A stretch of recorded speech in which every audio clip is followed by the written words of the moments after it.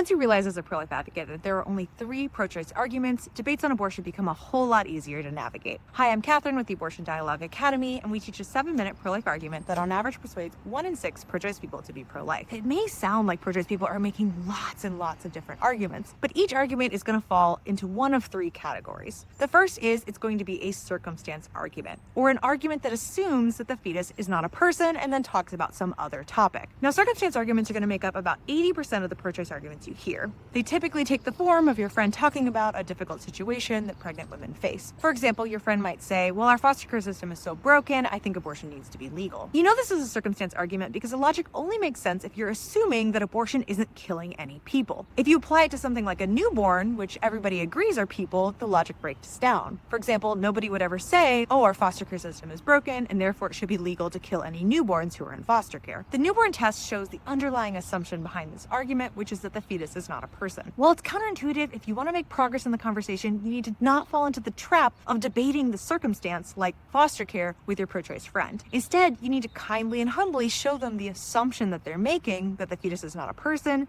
and then transition the conversation to a discussion of personhood. What makes a person a person? If you want to learn how to persuade someone to be pro-life in 7 minutes, follow for more tips, or check out our free resources, links in the description.